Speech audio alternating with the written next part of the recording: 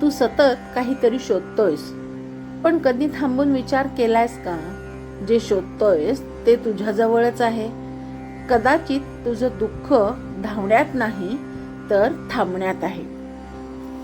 मानवाचं संपूर्ण आयुष्य एका गोष्टीभोवती फिरतं, ते म्हणजे सुखाचा शोध.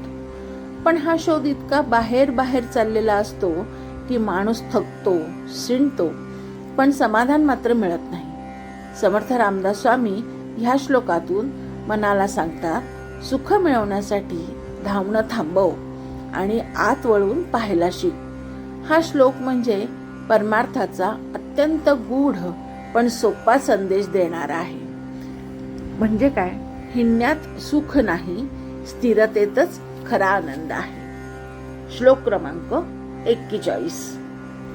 बहु हिंडता सौख्य होणार नाही, सिणावे परी ना तुडे होत काही, विचारे बरे अंतरा बोध विजे, मना सज्जना राघवी वस्ती कीजे. जय जय रघुवीर समर्थ. समर्थ रामदास स्वामी सुरुवातीलाच मनाला एक कठोर पण खरा सत्य अर्थ सांगत आहे. हे मना, तू कितीही हिंड, कितीही धाव, कितीही शोध, पण त्यातून तुला खरं सुख मिळणार नाही. ही हिंडणे ही केवळ शारीरिक धावपळ नाही, तर मनाची अखंड भटकंती आहे.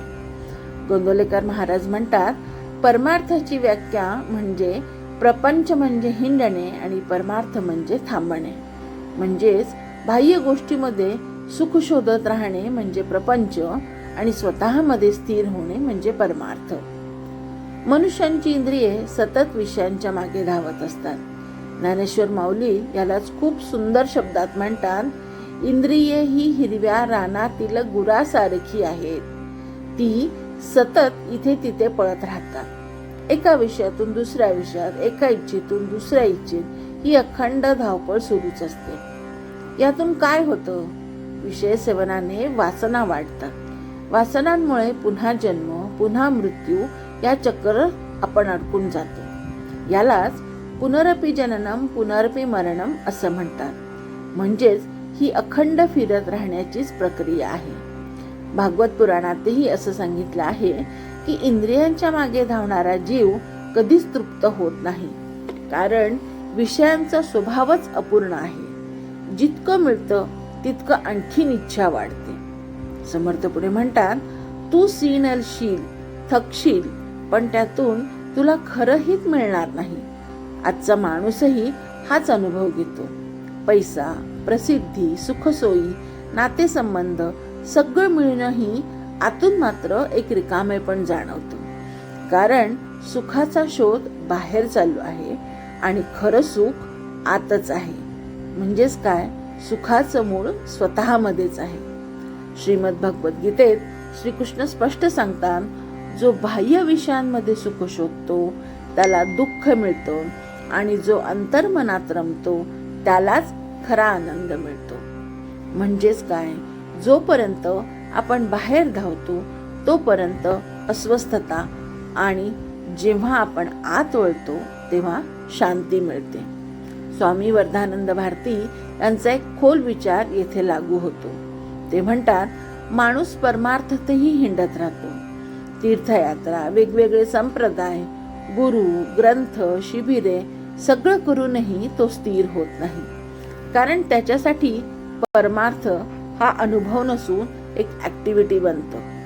समर्थ रामदास स्वामी यावर बोट ठेवतात.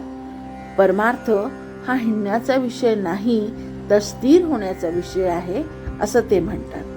मनुष्याला वाटतं ज्या गोष्टी माझ्याकडे नाही त्यातच सुख आहे, म्हणून तो त्या गोष्टी मिळवण्यासाठी धडपड करत राहतो. पण जेव्हा त्या मिळतात तेव्हा लक्षात येतं, समाधान अजूनही काहीतरी वेगळं आहे, ह्यात काही समाधानच नाही. याचं मूळ कारण म्हणजे आपण सुख बाह्य गोष्टीत शोधतो, पण सुख हे वस्तूमध्ये नसतंच, ते असतं त्या वस्तूंचा अनुभव घेणाऱ्या मनामध्ये. समर्थ पुढे म्हणतात, हे मना, तू विचार कर आणि स्वतःमध्ये तो अंतर्बोध आहे तो तू जाणून घे. विवेक, नित्यानित्य विचार म्हणजेच काय शाश्वत आहे, काय क्षणिक आहे, काय खरं आहे, काय भास आहे, काय आपल्याला मुक्त करेल आणि आपण कशात बांधून ठेवले जाऊ याचा शांतपणे विचार कर. ज्ञानेश्वरीतही सांगितलेलं आहे, जो अंतर्मुख होतो तोच आत्मसुखाचा अनुभव घेतो. पण हे साधण्यासाठी एक गोष्ट आवश्यक आहे, ती म्हणजे थांबणं.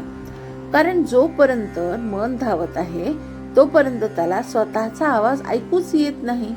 आपण फक्त शरीरानेच नाही तर मनानेही अखंड प्रवास करत असतो.